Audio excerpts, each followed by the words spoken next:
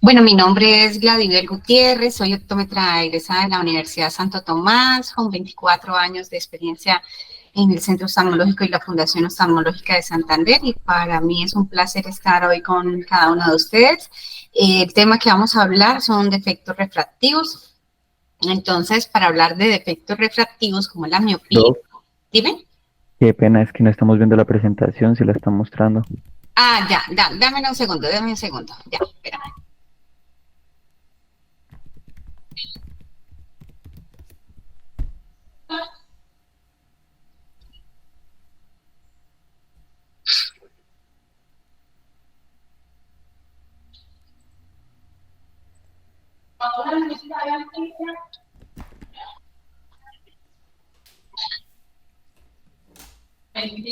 La silla la tengo yo, la mía.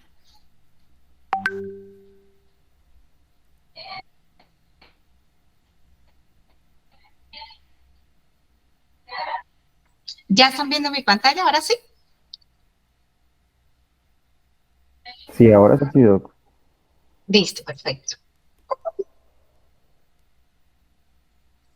Bueno, entonces, como les decía, mi nombre es Gladybel Gutiérrez. Vamos a iniciar con el tema de ametropías, la miopía, la hipermetropía y el astigmatismo. Entonces, para hablar de ametropías con A, debemos hablar de qué es una emetropía con E. ¿Listo?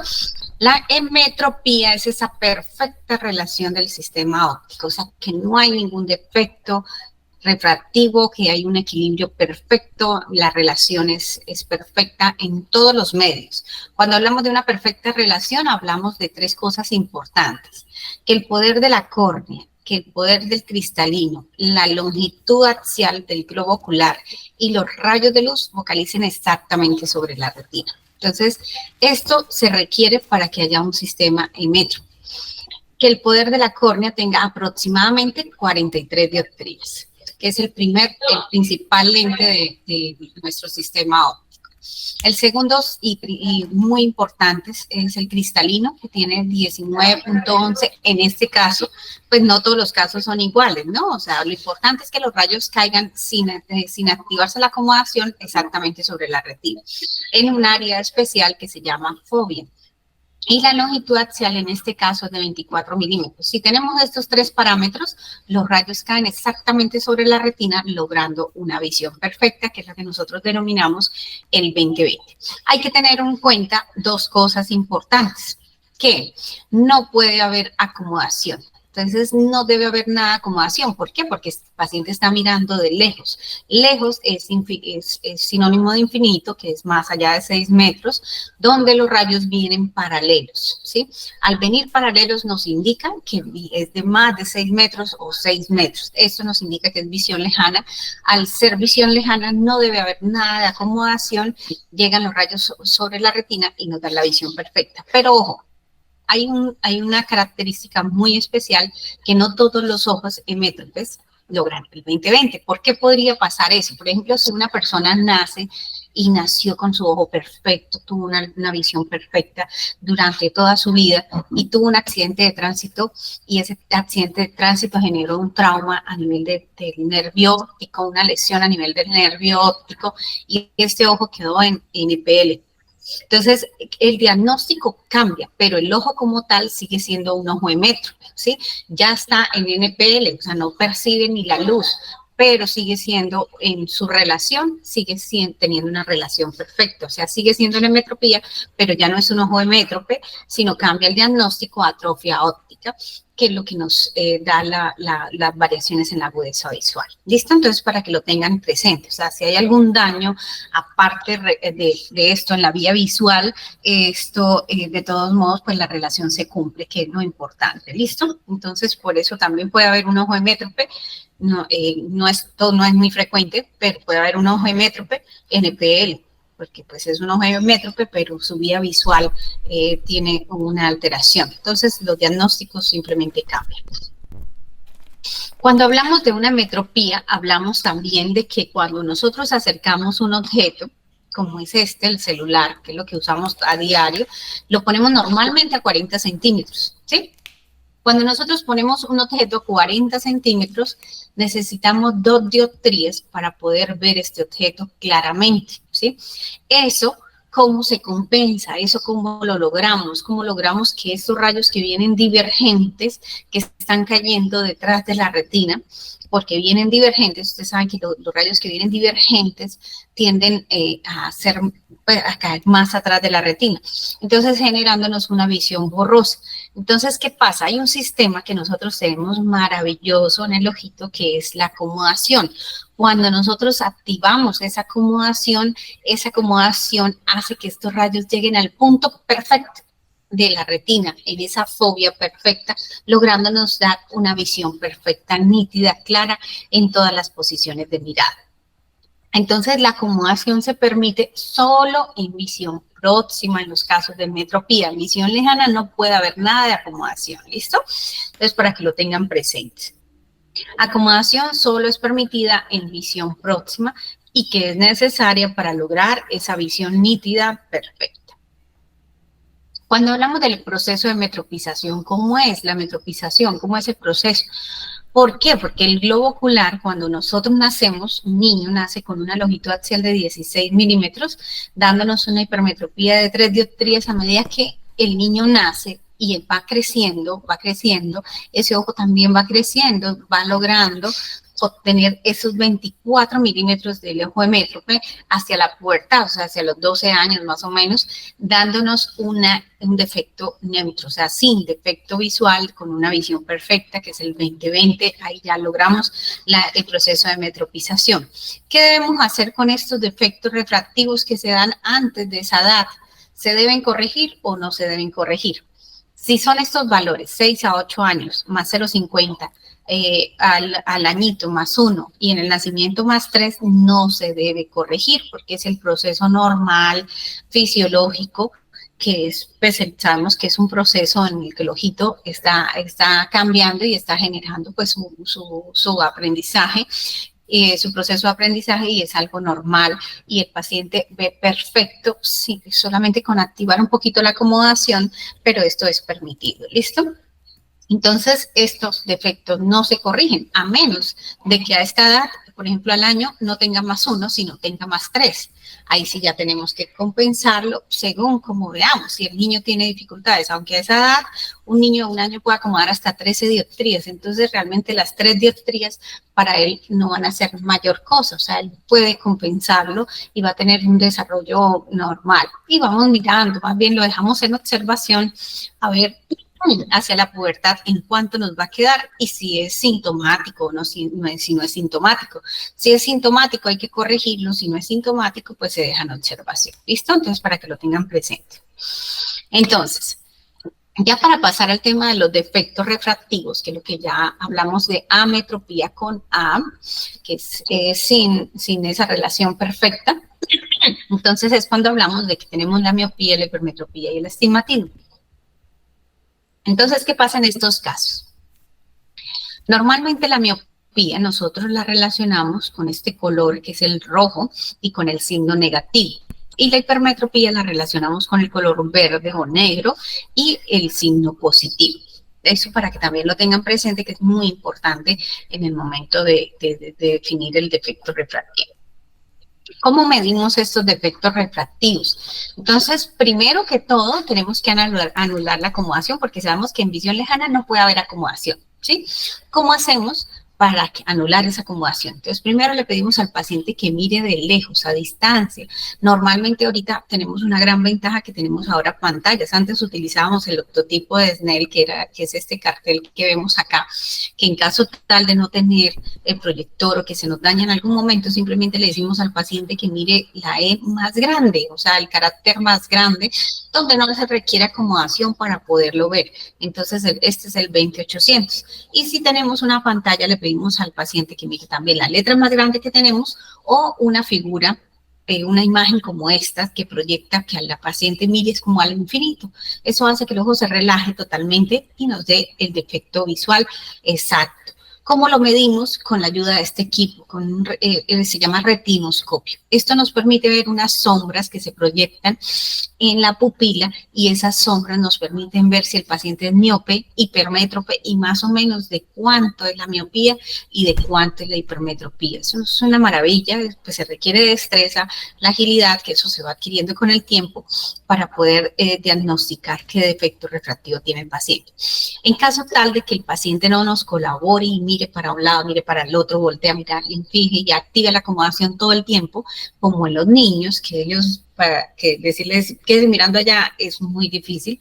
Entonces tenemos un medicamento que es el ciclopentolato o ciclogil, que es un medicamento que paraliza la acomodación, ¿sí? Entonces, al paralizar la acomodación nos da el defecto exacto, tal y como es, sin variaciones, o sea, esto nos da la seguridad, la tranquilidad, por eso normalmente en la consulta de niños tenemos que hacerlos sufrir un poquito tanto a los papás como a los niños, porque nos toca aplicarle este medicamento y son unas gotas que siempre arden fuerte, hay que aplicarlas dependiendo del caso, de 2 o 3 aplicaciones, eso hace que sea más engorrosa la situación, pero pues es necesario para que nos dé una valoración más exacta, más confiable, sin variaciones y pues más pensando en que son niños, tenemos que hacer las cosas perfectas y por eso es importante realizar este examen en estos casos. Bueno, ya para entrar en el tema ya, que es la miopía, entonces vamos a hablar de la miopía. La miopía son aquellos pacientes que tienen esa característica especial de que ven mal de lejos. Los miopes son aquellos que son amantes de la lectura. ¿Por qué? Porque ven muy bien de cerca y de lejos no. Ellos deporte cero. Los miopes no practican casi ningún deporte. Son personas que son muy metidas en sus libros, en el estudio, en su formación. No sé si todavía tengan ese término, pero en algunos años se les decían los nerdcitos, esas personas que la pasan estudiando todo el tiempo, que son muy juiciosos, muy dedicados con la lectura. ¿Por qué? Porque ellos prefieren hacer actividades en visión próxima porque su visión próxima es perfecta. Entonces, para que lo tengamos presente. Los miopes tienen otra característica especial que es esto, que producen un efecto estenopeico cuando están sin corrección. Si un miope se quita las gafas, es una persona que queda viendo muy borroso de lejos. Entonces, cuando ellos se retiran las gafas, por algún motivo o causa, ellos lo que hacen es fruncir el ceño. Este efecto se llama efecto estenopeico. ¿Qué hace este efecto estenopeico? ¿Por qué los miopes hacen esto? Cuando ellos hacen esto, fruncen el ceño y entrecierran la hendidura palpebral, hacen que los rayos de luz que caigan exactamente sobre la retina, se disminuye esa visión borrosa y eso ayuda a que ellos puedan ver de lejos. Entonces, ¿cómo lo explicamos de una forma más clara? Este es un niño que es miope, ¿sí? Le pusieron unas gafitas sin lentes y el niño entrecerró los ojos y de casualidad, después de estar viendo con los ojos totalmente abiertos así, entrecerrando sus ojos, logró esta visión, ¿sí? ¿Cómo se logra y por qué se logra? Entonces, vamos a ver acá el objeto. Normalmente un objeto proyecta varias líneas de luz, ¿sí? Esas varias líneas de luz son las que nos producen, por ejemplo, este es el punto focal. Si este punto hubiera caído exactamente sobre acá, la visión sería perfecta, pero miren que está cayendo el punto delante, o sea, el punto focal está delante de la retina, está cayendo delante. Esto nos indica que es un ojo miópico. Y vemos que estas lineecitas que están cayendo a la periferia, eso es lo que nos produce esa visión borrosa, distorsionada. Tiene que caer un solo rayo de luz. Entonces, al hacer la hendidura palpebral, estos son los párpados, como simulando los párpados, estas líneas negras, dejan pasar solamente un rayo de luz. Entonces, al pasar un solo rayo de luz y eliminar los rayos periféricos, va a mejorar la visión porque ya se van a quitar estas líneas de difusión, estos círculos de difusión y solamente va a llegar un puntico de luz, entonces eso nos va a permitir que el paciente vea más claro. Esta es la aplicación del efecto estenopeico siempre que ustedes se encuentren ante un paciente que esté mirando al tablero, a distancia y entrecierra los ojos y nunca haya usado gafas. Recomiéndale que vayan a un especialista de la parte visual, optómetra, oftalmólogo, para que le hagan el control y le detecten su defecto y se lo corrijan a tiempo. Todo corregido a tiempo es mejor. Entonces, ellos pues de lógica prefieren actividades en visión próxima y tienen algo muy favorable. Los miopes se les demora en llegar a la presbicia. ¿Por qué? Porque ellos, como vemos en la gráfica anterior, voy a mostrarles la gráfica interior, miren que acá, para ver de cerca, ¿se acuerdan que para ver de cerca un paciente normal tenía que activar la acomodación? Mire que este paciente no tiene que activar la acomodación, o sea, porque los rayos de luz, el ojo tiene tanto poder que los rayos están cayendo acá, ¿sí? Si yo desplazo este objeto que está en visión lejana, lo voy acercando, los rayos de luz se van corriendo hacia atrás y en este caso caen exactamente sobre la retina, entonces el paciente no tiene que hacer ningún esfuerzo acomodativo, él no tiene que acomodar para poder ver de cerca. Entonces, eso hace que tengan acomodación de reserva, que ellos tengan acomodación para rato, ¿cierto? Porque ellos ven muy bien sin necesidad de activar la acomodación. Por ejemplo, si tenemos un miope de 3 dioptrías, nosotros para ver perfecto de cerca a 33 centímetros necesitamos 3 dioptrías. Y si el miope es miope de 3 dioptrías, pues él nunca va a necesitar gafas para leer, como lo vemos en esta imagen de este señor de 60 años, mayor de 60 años, que lo vemos, se evidencia y está leyendo perfectamente. Entonces, este señor puede ser un paciente de una miopía de 3 dioptrías, que son las 3 dioptrías, es la potencia que necesitamos para poder ver de cerca, por eso él ve de cerca de maravilla, él no necesita gafas para leer, ve perfecto, letras pequeñitas, cosas pequeñitas, perfecto. Pero ¿qué pasa con estos pacientes que ven perfecto de cerca? Este señor no ve nada de lejos, ¿sí? Entonces es lo que pasa cuando nos dicen en la consulta, ay, pero ¿por qué yo voy a tener que utilizar gafas si mi abuelo tiene 70 años y él nunca ha usado gafas? Él ve muy bien de cerca, eso nos sorprende, él lee súper bien. Entonces la pregunta es, si él ve muy bien de cerca, el señor no está viendo nada de lejos y ustedes no le están corrigiendo el defecto. Si usted se fija en su abuelo, probablemente cuando él va a ver televisión le toca acercarse como a 50 centímetros para poder ver el televisor, le toca hacerse muy cerca, a 1 metro aproximadamente, para poder ver detalles. Entonces es un descuido realmente, o sea, todos los pacientes deben corregirse. Este tipo de efectos. Una miopía de -3 nos puede dar visión de bultos a 3 metros. Entonces, pues tiende a ser discapacitante, a pesar de que de cerca vean perfecto, pero de lejos no ven nada, un letrero, ver la televisión, personas que vengan caminando de lejos, ellos no los alcanzan a reconocer. Entonces, la miopía tiene dos etiologías, dos causas. Puede ser una por longitud axial. Cuando hablamos de que la miopía se presenta por longitud axial es porque el globo ocular es muy grande, ¿sí? La longitud axial está muy grande, entonces esto hace que vemos este tamaño de ojo normal, que es el de los 24 milímetros, y vemos este ojo grandotote que tiene una longitud axial mayor y estos rayos de luz, por más de que la córnea tienen el poder que es, los rayos de luz están cayendo delante de la retina, produciéndonos la miopización. Y otro caso por que se nos puede dar la miopía es por curvatura. Cuando hablamos de curvatura ya no hablamos de longitud axial, sino hablamos de la córnea. Cuando hablamos de la córnea, hablamos de que la córnea es demasiado curva, como pendiente, como inclinada. Al tener más curva, usted sabe que la córnea es como un lente, ¿sí? Entre más curvas tengan, más potencia tiene ese lente, ¿sí? Entre más plana, menos potencia. Entonces, si es más curva, este ojo va a tener más poder de convergencia. Entonces, los rayos que golpean esta córnea van a hacer más convergencia de lo normal, por eso llegan más cerca, más cerca al cristalino en este caso. Entonces, llegan focalizando delante de la retina, haciendo que se nos genere esa visión borrosa a nivel de la fobia, porque ahí están cayendo la imagen distorsionada. Entonces, lo que pasa con los miopes es que cuando llegan a la pubertad, ellos vienen, ¿listo? Pero ¿qué pasa después en la pubertad?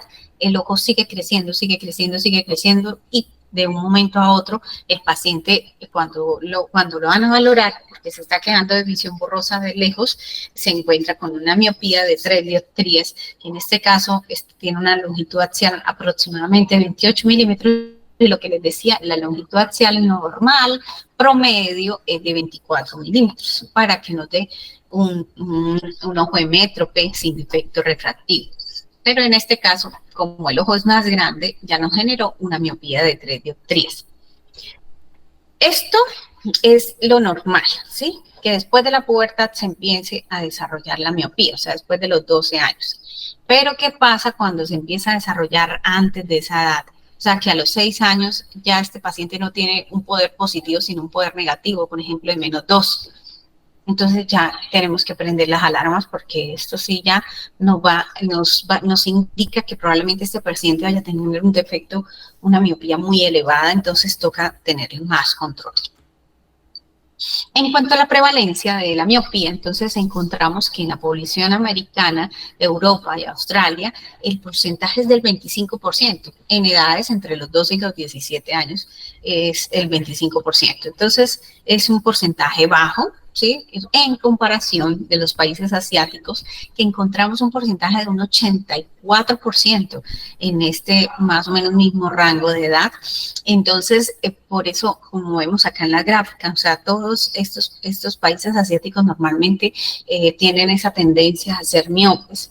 Entonces, pues por eso pues son personas que son muy activas académicamente, son muy buenos en todo lo que es lectura, escritura, porque pues ellos no necesitan hacer esfuerzo para poder ver de cerca. Entonces ellos fluyen con naturalidad, la lectura lo hacen muy fácilmente. Después de la pandemia también empezaron a aparecer unos avisos de que se estaba presentando una miopía, una epidemia de miopía, y empezaron a averiguar y analizar, pero ¿por qué se está presentando esto? ¿Por qué la miopía ha aumentado en los últimos años? ¿Qué es lo que está pasando? Entonces empezaron a analizar varios factores y sabemos que el factor genético siempre lo hemos conocido, que es algo que siempre que en la mayoría de los casos se cumple la proporción. Por ejemplo, si los dos padres tienen miopía, el niño tiene el riesgo de tener la miopía en un 30 o un 40%. Si solo un papá tiene, digamos, el papá tiene la miopía, tiene el niño el riesgo de tener la miopía entre un 20 y un 25%. Si ninguno de los dos es miope, ambos son emétropes, ambos bien, el niño también tiene aún tiene una probabilidad de tener la miopía en un 10%. ¿Por qué? Porque esto también va de generación en generación, ¿no? Entonces fue que el abuelito de ella, de la mamá, tuvo miopía, entonces el niño puede presentar la miopía. Entonces, ese es en cuanto al factor genético. Y el factor ambiental, que es el que más nos preocupa en este tiempo, y en los últimos años, este es el que nos aumenta la miopía, la incidencia, la aparición de la miopía en los casos de niños que terminaron su desarrollo, el desarrollo ocular bien normal, y de pronto empiezan a aparecer las miopías. Entonces, ¿por qué se nos puede aparecer esa miopía que no esperábamos, que no hay ni antecedentes ni nada? Entonces, por este factor ambiental. ¿Por qué? Porque se hacen muchas actividades en visión próxima. Eso es una de las causas, porque se hace con mala iluminación esa actividad de lectura. Cuando actualmente nosotros tenemos un problema, pues ya de espacio por la sobrepoblación, por ejemplo en Japón, que viven en cápsulas, duermen en un espacio de 1 metro, tienen ahí su televisor y tienen ahí todo, ya, listo. Entonces, por ejemplo, las oficinas, los cubículos son de 1,5 metros aproximadamente, y ahí duran todo el día. Entonces, estamos trabajando en espacios muy cerrados, muy pequeños, que, por ejemplo, ver televisión se debería realizar a 3 metros, y esta persona está a 1 metro viendo televisión. Eso también influye a que se nos pueda presentar la miopía. Y otro factor influye en que se nos presente la miopía, cuando no corregimos el defecto o hipocorregimos. Cuando no corregimos es, por ejemplo, un papá que llegó, el niño tiene 6 años, y se le diagnosticó miopía, y una miopía de -1, con el examen bajo cicloplegia, se reconfirmó que tenía miopía y -1. Entonces se decidió darle la corrección aún a su corta edad. Pero el papá dice, no, yo mejor espero y voy a dejar que pase un añito. Dejó pasar un añito y dejó pasar 2 años, y finalmente a los 2 años se acordó y el niño le reportó que en el colegio no estaba viendo bien el tablero, lo llevo a la consulta y resulta que allá a los 8 años, ya la miopía que tenía a los 6 años, que era de 1, hoy está a los 8 años en 3 dioptrías. Aumentó 1 dioptría cada año por no habérsele corregido ese defecto y no se hizo el control adecuado. Entonces, tener en cuenta eso. Y por corregir el defecto, cuando ponemos menos, nosotros como profesionales, digamos que me salió una miopía -1 y yo, o de -3, por ejemplo, entonces le da uno como, ay, ¿será que le pongo esa miopía con defecto? Se le hizo la cicloplegia y dio el -3, pero el profesional dijo, no, voy a ponerle el -2 para que arranque con eso y con eso de todos modos va a ver bien y todo, pero pues le va a tocar pues, a 5 metros más o menos de distancia para ver perfecto. Sin embargo, para no equivocarme, error, hay que corregir los defectos perfectamente. ¿Por qué? Se hizo un estudio en el 2002, donde se evaluó pacientes que se habían corregido esa miopía totalmente y otros pacientes a los que no se les había corregido el defecto. Adecuadamente. Durante 2 años se evaluaron y las diferencias de unos pacientes a los otros fueron exactamente de 1 dioptría. Entonces, por eso la importancia de corregir el defecto exactamente lo que nos está arrojando en el examen. Entonces, cuando hablamos de miopía, también hablamos de una clasificación. Dentro de la miopía, hablamos de una miopía benigna y la miopía maligna. La miopía benigna es la que nos deja respirar, la miopía maligna es la que debemos estar alertas y pendientes de todo. Entonces, la miopía benigna es esa que empieza después de la pubertad, ¿sí? O sea, ya terminó su desarrollo el ojito y empezó a presentarse la miopía. Entonces, empieza hacia los 12 o 17 años. Entonces, esa nos deja tranquilos, pues sabemos que va a ir aumentando la miopía a medida que va creciendo, pero pues el ojito crece más o menos hasta los 25 años, entonces le decimos al paciente, bueno, a los 25 años ya se estabiliza el defecto, ahí ya se puede operar, ya se puede corregir y es más fácil. Normalmente estamos hablando de unas miopías pequeñas que de un año al otro cambian de 0,25 a 0,50, 0,75 por mucho y pues realmente pues logramos una estabilidad a los 25 años y ahí ya se pueden operar o se trabajan con gafas o lentes de contacto, dependiendo del defecto y dependiendo de las condiciones del paciente. Tenemos la otra miopía, que es la miopía maligna, que esta sí es la que tenemos que prender todas las alertas. Si nos encontramos con un niño menor de 10 años que está principiando con miopía, es un niño que puede tener en su edad adulta una miopía maligna.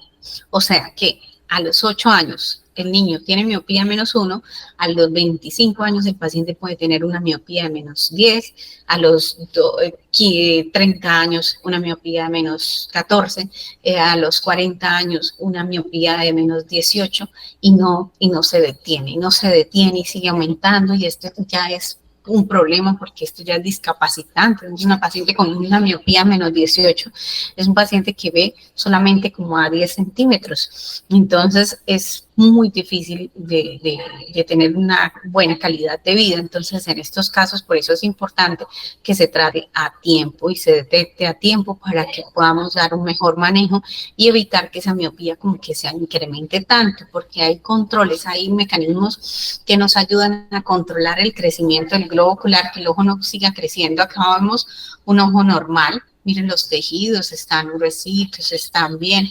Miren el globo ocular de un ojo, fondo de ojo miópico, los tejidos están supremamente delgados, el ojo está estirado. Eso es como, yo lo comparo el ojo miope con una bomba. Cuando la empezamos a inflar, que ya empieza ya como que a estallarse. A ese punto, el globo ocular no está diseñado para sufrir estos cambios. Esto no es normal, esto ya es patológico. Entonces, por eso el ojo empieza a sufrir, los tejidos empiezan a sufrir y ahí es donde se empiezan a presentar los problemas de la miopía miopía, que son estas, las degeneraciones en látiz, que son pequeños desgarros que se empiezan a presentar en la periferia o zonas de adelgazamiento muy marcadas, como lo vemos como si fueran estrías dentro del ojito. Entonces vemos esto, sí, o sea, el color debería ser naranja así todo el tiempo y ya vemos una línea como blanquecina, ya como que a punto de romperse ese tejido.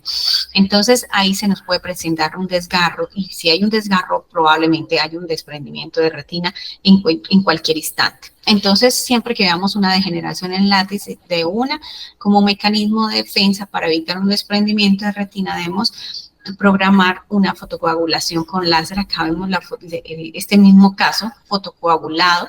Entonces vemos los puntos del láser que lo que hacen es fortalecer estas uniones de este tejido y evitar que esa retina se nos vaya a desprender si llega a haber algún desgarro en esa área. Entonces, cuando hablamos de miopía maligna, esto no es un fondo de ojo miope normal, no, eso es un fondo de ojo miope maligno, que es una miopía, estamos hablando de una miopía aproximadamente de 16 dioptrías, que es una miopía muy elevada. Entonces, vemos estas características: nervios ópticos inclinados, área de despigmentación peripapilar, que es la que vemos en todos los casos. Aquí estamos hablando de 3 miopías diferentes. Por ejemplo, sí vemos que el área de despigmentación peripapilar no está marcada, mientras que esta es grandísima, muy, muy marcada el área de despigmentación. Esto nos indica que el globo ocular se ha estirado un poco más y ha generado esa zona de adelgazamiento tan marcada ahí en esta área. Y el fondo de ojo atigrado. Entonces, dependiendo de lo que veamos en el fondo de ojo, también podemos sospechar de que el paciente estemos ante una miopía maligna. Entonces, para que si vemos estas señales, es una señal de que debemos hacer una remisión al especialista, especialmente en retina, al oftalmólogo especializado en retina, para que empiece a hacer los controles. Si vemos como lo vemos en la imagen anterior, una degeneración en látex, entonces poder proceder a hacer el tratamiento, corregir con gafas, lentes de contacto, darle la mejor calidad de vida a este paciente, porque pues no es una vida fácil cuando se tiene una miopía tan elevada. Entonces, actividades preventivas: detectar y corregir oportunamente, promover actividades en campo abierto. O sea, se han encontrado estudios en que las personas que son miopes y se exponen más al sol, hacen más actividades al aire libre, practican un poco más de deporte aún con su dificultad para ver de lejos, tienen mejor mantenimiento o control de la miopía. Entonces, por eso se está en este momento haciendo mayor énfasis en el uso del lente de contacto. También estamos usando el manejo de la atropina, y actualmente, que lo último que salió es el uso de unos lentes especiales para control de miopía, tanto en gafas como en lente de contacto, que también pues ha sido una buena ayuda. Entonces tenemos esas 3 alternativas que podemos usar según lo que tengamos a nuestro alcance, según los recursos del paciente, entonces para poder tener un mayor control de esa miopía. Y por supuesto debemos evitar golpes fuertes en la cabeza por el alto riesgo de desprendimiento de retina en estos pacientes con ese ojo tan extremadamente grande, que pues el riesgo de desprendimiento de retina es mayor por cualquier golpe, cualquier caída. Bueno, hasta aquí vamos con el tema de la miopía. ¿Cómo van? Si tienen alguna pregunta, ustedes pueden ir abriendo el micrófono y me van preguntando alguna duda que tengan o algún caso que me quieran comentar. ¿Listo? Bueno, Listo. Listo. Bueno, entonces cuando hablamos de la hipermetropía, entonces ya para hablar del otro tema, del segundo tema, entonces hablamos de que el hipermétrope es un ojo que no ve ni de lejos ni de cerca. Entonces, cuando hablamos de hipermetropía, ¿qué pasa? Los rayos de luz provenientes del infinito caen detrás de la retina. Entonces, por eso acá en la retina están cayendo un montón de lineecitas, que es lo que nos producen la visión borrosa. ¿Qué pasa con un hipermétrope cuando se acerca a ese objeto de 6 metros a 40 centímetros? Los rayos entran divergentes, entonces van a caer más atrás. O sea que va a ver el paciente más borroso de cerca también. Entonces, ¿qué pasa con esa hipermetropía? La hipermetropía tiene una gran ventaja, que es la acomodación. Nosotros tenemos un cristalino que se abomba, él puede aumentar el poder y hacer que estos rayos caigan exactamente sobre la retina. Entonces, ¿qué pasa si yo activo la acomodación? Uno, ese milagro del ojito, de nuestro ojo, de nuestro sistema visual, que es la acomodación, nos permite enfocar y nos permite ver perfecto sin necesidad de usar gafas, a pesar de que tenía ese defecto, que tiene ese defecto tan alto que nos está generando, pues realmente si nosotros le aplicamos las goticas de paralizar la acomodación, nos va a dar paciente esta visión, ¿sí? Nos va a decir, pero ¿por qué si yo veo perfecto? Sí, claro, usted ve perfecto, pero usted está esforzándose todo el tiempo, mire, está activando la acomodación todo el tiempo y eso le permite ver perfecto, pero con trampa. Entonces, por eso la importancia de lo que les decía en la primera charla, que un ojo hemétrope no debe tener acomodación. Miren, acá el cristalino está acomodando, está bombado, el músculo ciliar está activo y están cayendo los rayos sobre la retina, pero hay un esfuerzo para poder ver. Entonces, no puede haber esfuerzo cuando hablamos de un ojo hemétrope. No puede haber acomodación cuando hablamos de un ojo hemétrope. Si es un ojo hipermétrope, tiene la ventaja de que acomodando puede ver perfecto. Entonces, un ojo hipermétrope, como ustedes, como yo, pues nosotros podemos tener una hipermetropía, porque normalmente acá en Colombia es más frecuente, en América, es más frecuente la hipermetropía que la miopía, ¿sí? Entonces podemos tener la hipermetropía, pero si es, por ejemplo, una hipermetropía de 1, es una hipermetropía que nosotros acomodamos un poquito, una dioptría, y vamos a ver bien de lejos, ¿sí? De cerca, como necesitamos 3 dioptrías, entonces el paciente de cerca necesita 4 dioptrías. Una dioptría que necesita para mejorar la visión de lejos más las 3 que necesita para ver de cerca. O sea que este paciente está trabajando en visión próxima, activando la acomodación en 4 dioptrías para poder ver. Entonces son pacientes que puede que vean bien, sí, perfecto, ven bien de lejos, ven bien de cerca, pero llega un momento en que empiezan a presentar mucha sintomatología, dolor de cabeza, cansancio y molestias. El problema de esta maravillosa acomodación, de este sistema de enfoque, es que eso se va afectando con el paso de los años, que es lo que nosotros llamamos la presbicia. Cuando nosotros llegamos hacia los 40 años, el sistema de flexibilidad del cristalino, el cristalino empieza a endurecerse ya por la edad, empieza a volverse menos flexible, y entonces esta acomodación que hacía el paciente, acá está relajado, acá está activo. Esta acomodación, que es esa flexibilidad que tiene el cristalino para agrandarse y para recogerse, se va perdiendo con el paso de los años. Entonces, para explicarles un poco más cómo la acomodación en el paso de los años, les voy a explicar este caso, que es el mismo paciente con una hipermetropía de 4 dioptrías. Entonces, el niño, lo que les decía, un niño puede tener hasta 13 dioptrías de acomodación cuando nacen. Entonces, si es un niño, digamos que tiene 3 añitos, entonces, y tenemos las 4 dioptrías, ¿listo? Entonces, el niño acomoda las 4 dioptrías de lejos. Recuerden que de cerca tiene que acomodar 3 dioptrías más, serían 7 dioptrías. O sea que este niño acomoda y ve perfecto. Y él pasa su vida normal y nadie se dio cuenta de que el niño tenía un problema visual alto. ¿Qué pasó en su edad adulta, joven? No, ya le empieza a manifestar dolores de cabeza, cansancio, dificultad para ver de cerca. ¿Por qué? Porque él en su edad adulta joven ya está acomodando, puede acomodar las 4 dioptrías de lejos, pero las 7 que necesita acá de cerca ya no. Entonces, ¿por qué? Porque ya es un paciente presbítero, ya tiene 40 años. Entonces, a los 40 años ya tenemos muy poquita acomodación. Empieza a disminuirse la acomodación, entonces ya empiezan a haber pues avisos y ya nos toca empezar a corregir este defecto. Y en la edad adulta ya el paciente no tiene nada de acomodación, ya el cristalino no se abomba, ya no hay acomodación y ya el paciente ve borroso de lejos y ve borroso de cerca, como debía haber visto toda su vida.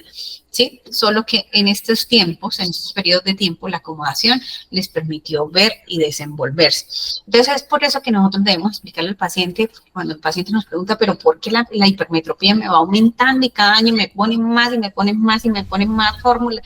Esas son las gafas que me están afectando y esas gafas me dañaron más y me dañaron más el ojito y estoy viendo menos. No, error, error.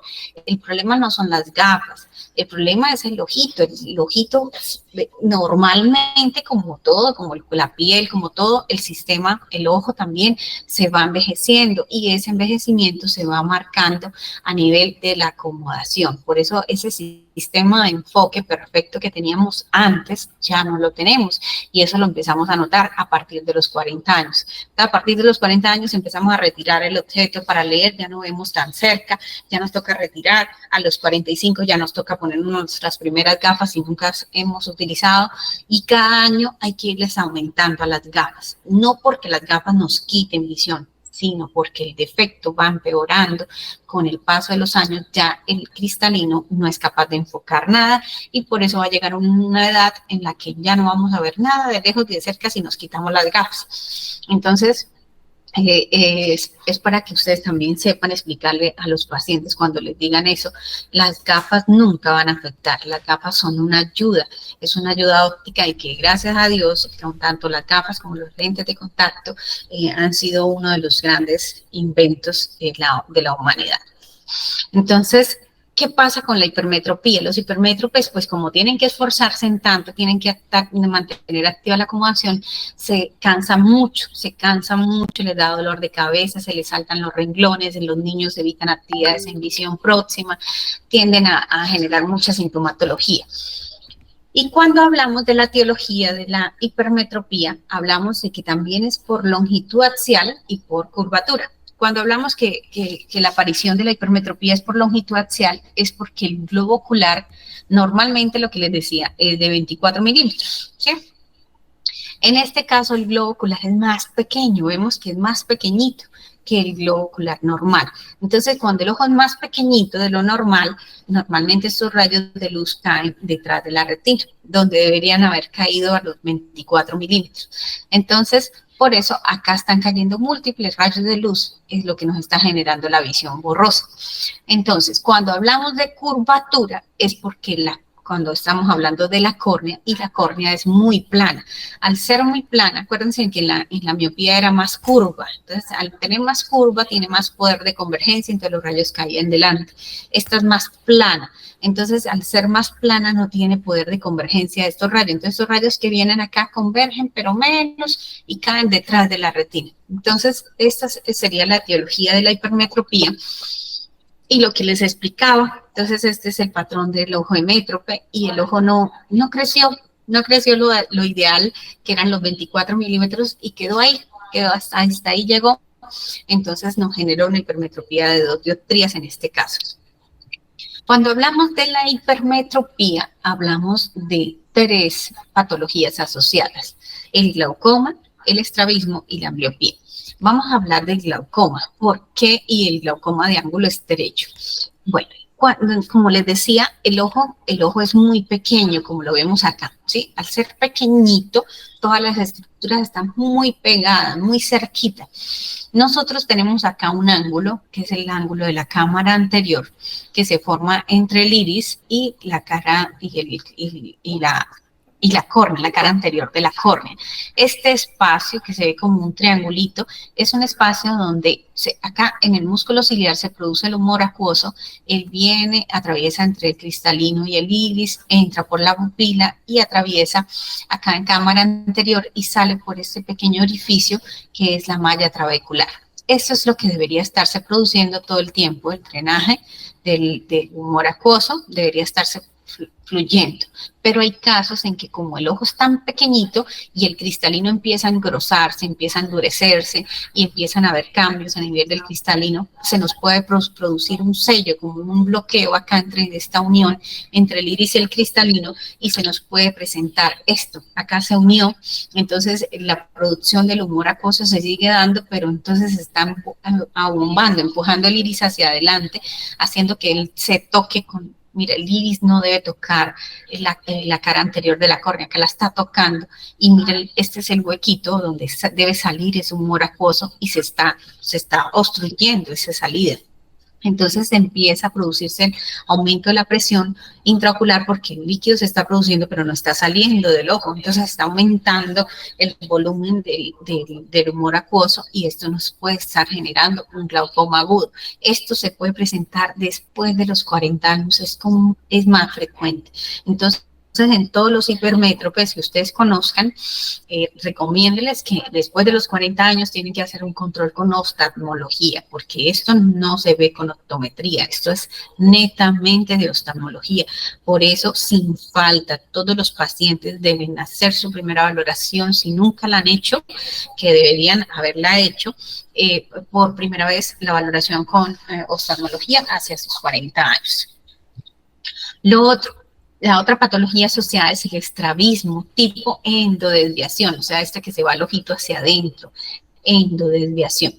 Cuando hablamos de una hipermetropía alta, entonces lo que les decía, el ojo tiene que acomodar un montón para poder ver.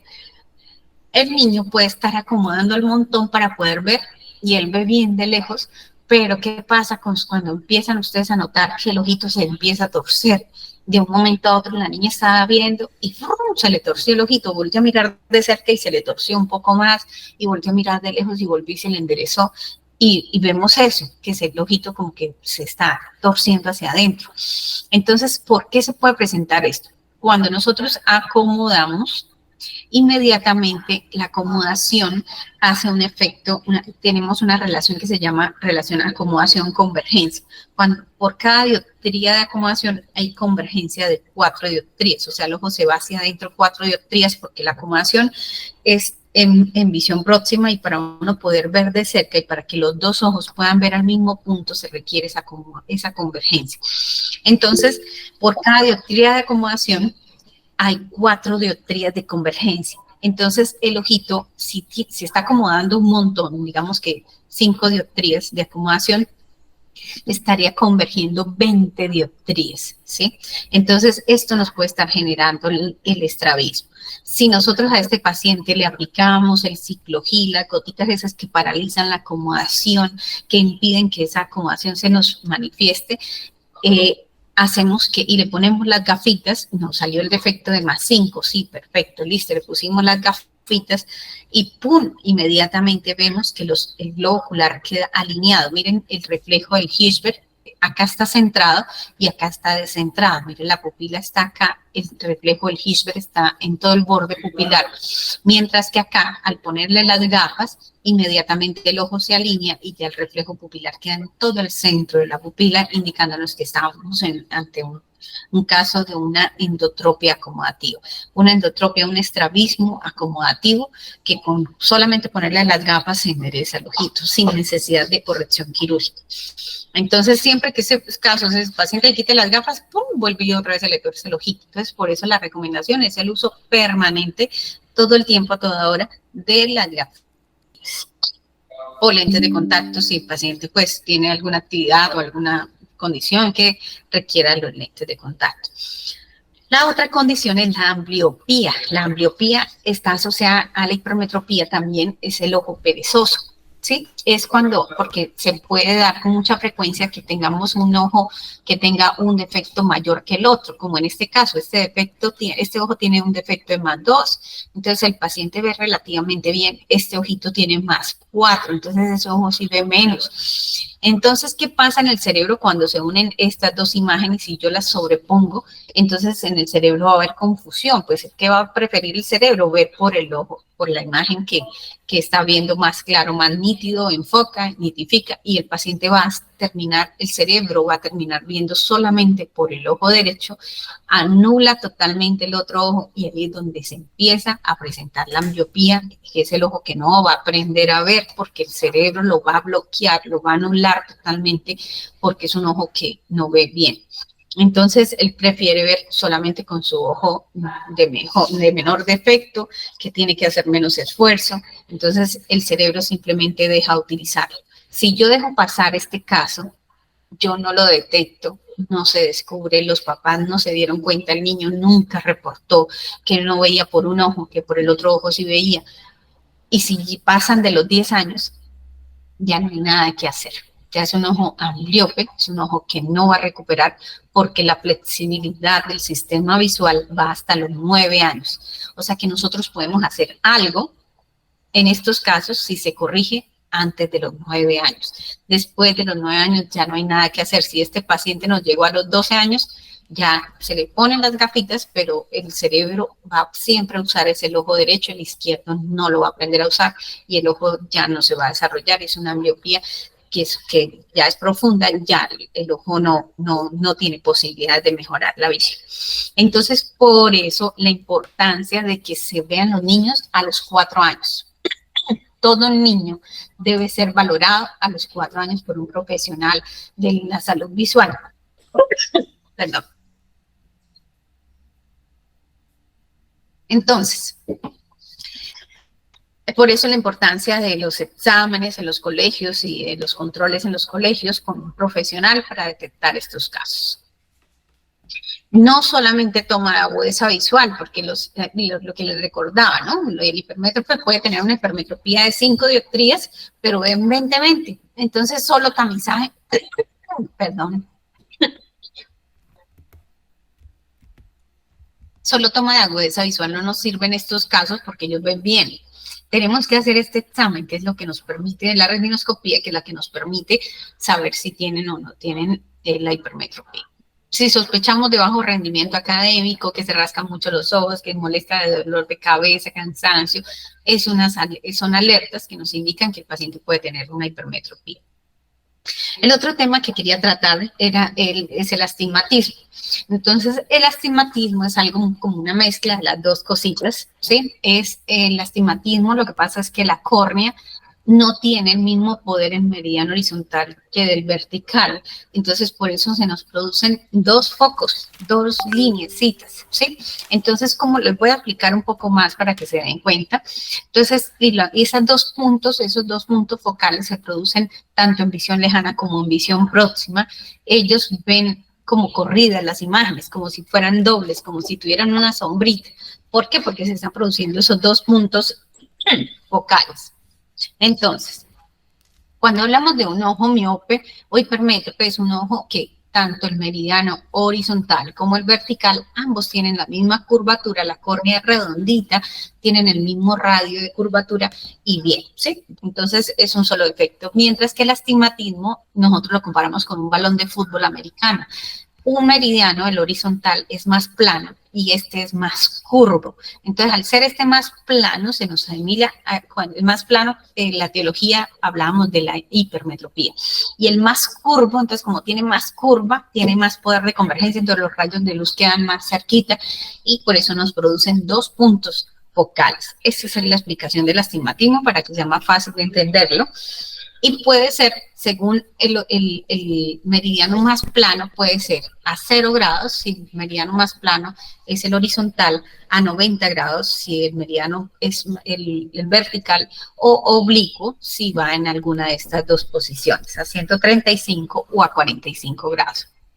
Entonces, ¿cómo ven estos pacientes? Cuando tenemos un astigmatismo a 0 grados, haga de cuenta, si yo tengo un redondetico, un círculo, el círculo ya no lo voy a ver círculo, sino lo voy a ver como un óvalo, como lo vemos acá.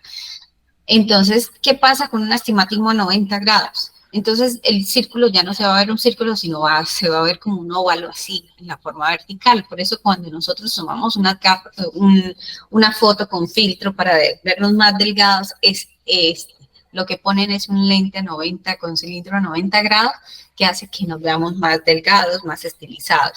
Si nos ponemos un filtro a 0 grados, nos vamos a ver más gorditos. Entonces, evitemos ese filtro. Listo. Entonces, para que entiendan un poco el tema del astigmatismo. Cuando hablamos de la miopía, entonces, del astigmatismo, perdón, hablamos de que hay astigmatismos miópicos, y hay astigmatismos hipermetrópicos, ¿sí? Esto depende de qué, dónde caigan los rayos de luz. Si los rayos de luz caen delante de la retina, es miopía, ¿sí? Si los dos caen delante de la retina es astigmatismo miópico compuesto. Si uno de esos dos rayos caen sobre la retina, que coincidió que cayó sobre la retina, pero el otro sí, es miópico, entonces es astigmatismo miópico, pero simple. Lo mismo pasa con este. Este es hipermetrópico porque los dos cayeron detrás de la retina compuesto. Y este es simple, hipermetrópico simple, porque uno de los rayos de luz cayó exactamente sobre la retina.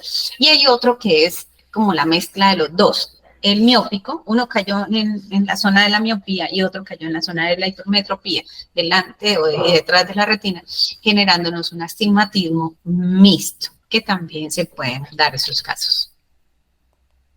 Bueno, ¿y qué patologías hay asociadas al astigmatismo? Hay una muy importante que es la conjuntivitis alérgica. Esa es la base. O sea, las personas, los niños, un niño puede nacer sin ningún defecto visual, pero si empieza a tener una conjuntivitis alérgica muy marcada y el niño empieza a rascarse, a rascarse, a rascarse, ese frote puede empezar a inducir la presencia de astigmatismos. ¿Sí? Entonces, por eso las conjuntivitis alérgicas debemos tratarlas en niños para evitar que se nos presenten estos astigmatismos secundarios al frote. ¿Qué pasa? Hay otra patología que ya es una patología ya hereditaria, ya es algo más complejo, que es el queratocono. El queratocono se caracteriza por tener un astigmatismo elevadísimo y que va aumentando y va aumentando y va aumentando. Normalmente el astigmatismo no debe aumentar, es el mismo toda la vida. Cuando vemos que se está aumentando, aumentando, aumentando, es porque podemos estar sospechando de un queratocono. ¿Qué es un queratocono? Cuando se nos presenta el queratocono es esto. Nosotros normalmente la córnea es redondita, en este caso el queratocono se forma como una barriguita, como una elevación acá en la parte inferior y esa área se adelgaza. Mira, acá vemos un corte de la córnea en un haz de luz y vemos que acá está gruesita y acá se va adelgazando y vamos, mire, esta es la parte central, ahí está todavía gruesita, pero mire que en la parte inferior ya empieza a adelgazarse más, va perdiendo su transparencia porque ya empiezan a verse como uniones y ahí ya vuelve a engrosarse, ¿sí? Entonces acá vemos que esta es la zona elevada del queratocono y eso pues es algo riesgoso, es un queratocono que dejamos avanzar, se puede perforar, se puede romper ahí la córnea, entonces esa sería una de las complicaciones más graves que pues ya actualmente con todos los controles y todo, pues se han evitado muchos casos y pues se puede tratar a tiempo. Entonces, siempre que haya astigmatismos, siempre en pacientes con alergias, podemos sospechar de que presenten un astigmatismo por ese frote. Siempre tratar de evitar pues lo de las alergias, evitar el frotado. Si diagnosticamos el queratocono prohibido, rascarse, entonces tenemos que dar un medicamento antialérgico, que nosotros actualmente estamos utilizando pues varios medicamentos, dentro de ellos está la olopatadina en gotas ostálicas. Y para finalizar, entonces quería hablarles de la presbicia, que no es pues como tal un defecto refractivo, pero es importante porque es un problema ya acomodativo, que ya es lo que se nos presenta con la edad, lo que les decía, ¿no? La acomodación, que es ese sistema de enfoque que nos permite ver a todas las distancias. Si ustedes en este momento vuelven a mirar de lejos a un letrero, a una ventana, el ojo se relaja y queda relajadito, ¿sí? Pero si empezamos a acercar y empezamos a mirar, por ejemplo, un cuaderno, ustedes van a sentir que por dentro el ojito se mueve, como que se activa, se enfoca. Y entonces, y si usted lo pone más cerca, algo más cerca, el ojo tiene que hacer más esfuerzo y tiene que esforzarse más. Y el ojo hace un esfuerzo mayor. Entonces, cuando nosotros va pasando los años, ya ese esfuerzo ya no lo logramos, ya el cristalino se empieza a endurecer, se empieza a envejecer, este cristalino se empieza a endurecer y ya no se abomba como se abombaba antes, ahí es donde empieza a haber la presbicia.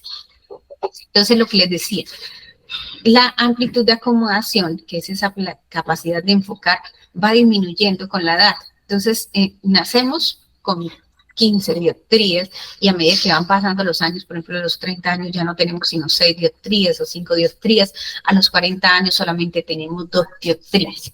Entonces les voy a explicar, por ejemplo, a 30 centímetros, cuando nosotros miramos a 1 metro, necesitamos acomodar una dioptría. Cuando tenemos unos 150 centímetros, acomodamos 2 dioptrías. O sea, este paciente de 40 años puede acomodar estas dos dioptrías a 50 centímetros. O sea, que si yo pongo un objeto, tengo 40 años, y pongo un objeto 40 centímetros a 50 centímetros, lo voy a ver bien. Pero si lo acerco a 33 centímetros, voy a necesitar 3 dioptrías y no tengo sino 2. Entonces me falta una dioptría. O sea que ya van a empezar a ver borroso a 33 centímetros. Por eso es que empiezan a retirar el texto para poder ver. ¿Cuál es la solución? A los 40 años darle la dioptría que les hace falta para corregir, para poder ver a los 3 dioptrías, a los 33 centímetros, y su trabajo es a 33 centímetros. ¿Qué pasa a los 50 años? Ya pasamos a tener solamente una dioptría de acomodación. Y como necesitamos 3 para ver a 33 centímetros, entonces ya necesitamos el más 2. O sea que a ese mismo paciente que tenía a los 40 años más 1, a los 50 años tenemos que ponerle el más 2. ¿Y qué pasa a los 60 años? Ya no hay acomodación. Entonces, y necesita 3 dioptrías. O sea que a los 40 años este paciente necesitó más 1, a los 50 años necesito más 2 y a los 60 años necesito más 3. Esto era lo que les decía, que va aumentando a medida que van pasando los años, no porque las gafas empeoren, sino porque el sistema acomodativo va disminuyendo. Entonces, este era lo que teníamos presente para hoy. Espero que hayan entendido, que así haya sido fácil la explicación y cualquier duda, pues ahí estamos para resolverles. Doctora Gladybel, muchísimas gracias, muy amable.